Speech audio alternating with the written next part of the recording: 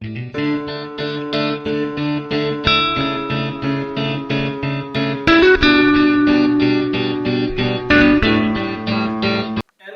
viewers, my students, and welcome to our biology lesson. I'm your favorite teacher, the Watchman, Teacher Fabian. Today, I want us to look at sex determination in humans. Uh, when we talk about sex determination in humans, we are talking about whether you are going to get a boy child or a girl child. Now, sex determination, it is controlled by a specific pair of chromosomes. And when we talk about chromosomes are thread-like structures which are found within the nucleus of a cell. So these chromosomes, they contain what you call DNA, deoxyribonucleic acid. Deoxyribonucleic acid carries the genetic instructions of a human being. So in man, when you talk about man, in man, we have man has 46 chromosomes, and these 46 chromosomes, when they are paired, they are 23 homologous pairs. So then, out of these 46 chromosomes, we have 44 chromosomes, and this is 22 homologous pairs.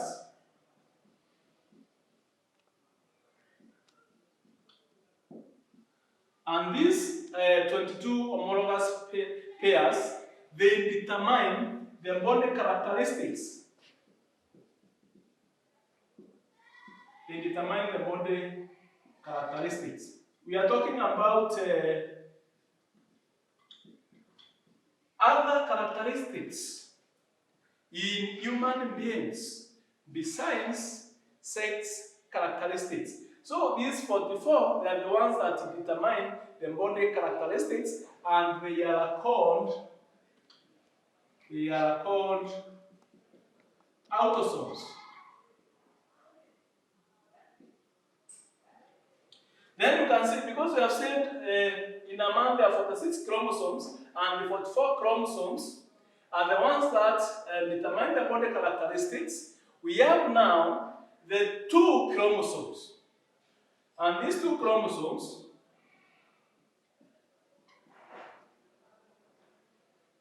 and that is one homologous pair.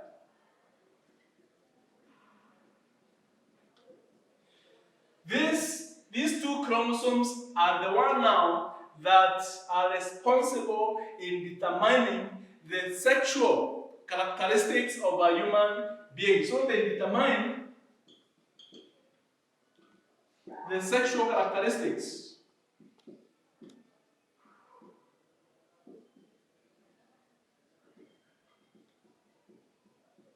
of a human being. And they are called the sex chromosomes.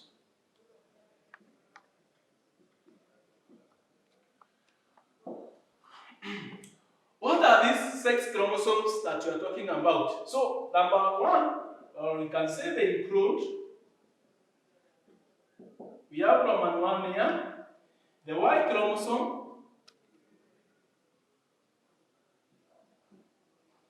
and then Roman 2, we have the X chromosome.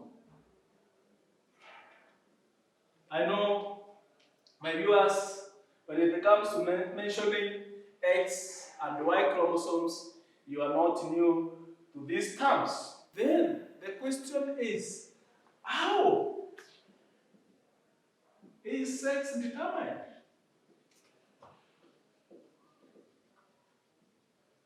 In humans?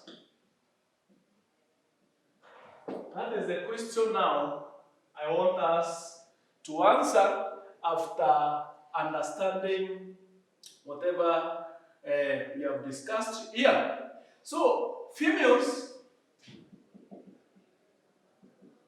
have only X chromosome. So, females have only X chromosome. Hence, their genotype now, their genotype is XX. We say it is homogametic. When we talk about the genotype, we are talking about the genetic composition of a human being. So, the genotype of females, we have seen that it is XX, and therefore they produce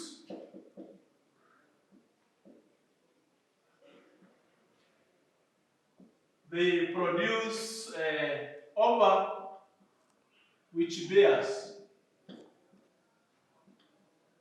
X chromosome.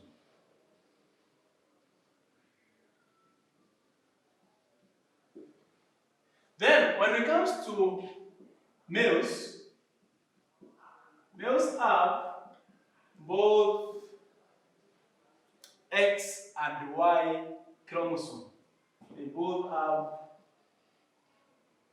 both X and Y chromosome. What does that tell you? It tells you now their genetic composition or their genotype is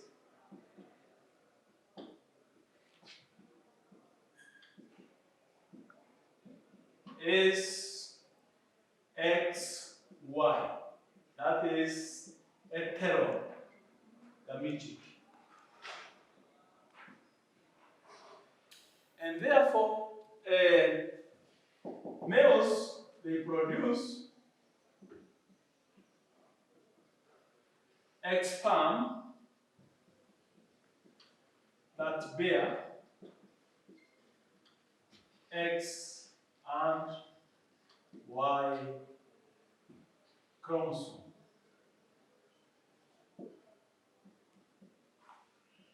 So now, because we have seen males have both X and Y chromosome, and their genotype is XY, and they can produce a sperm that bear X and Y, then it is true that the man is the one that will determine the sex of a child. Okay, let's take for example, when the sperm with X chromosome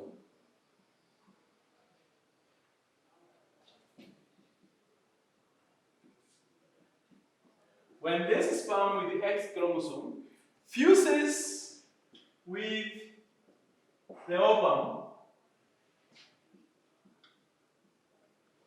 what do you think? Because now it is the X chromosome, the sperm has the X chromosome, and then it fuses with the ovum, and we say that the ovum, it bears only the X chromosome. Then it means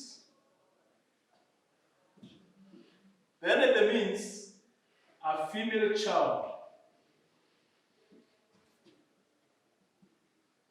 is born.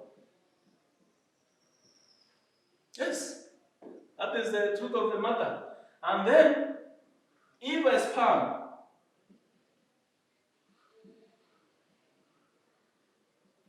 with the Y chromosome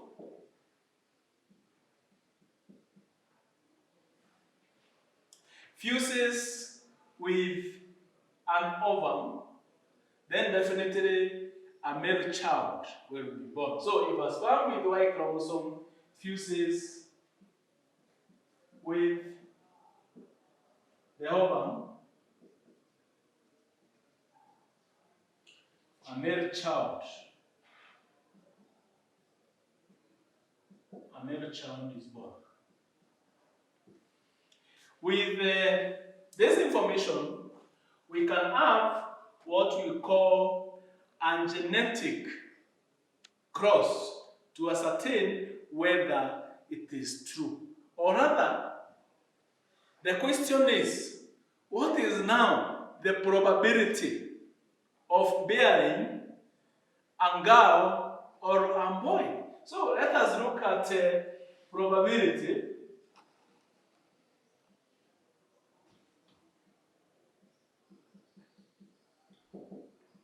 of bearing a girl or a boy using a genetic cross.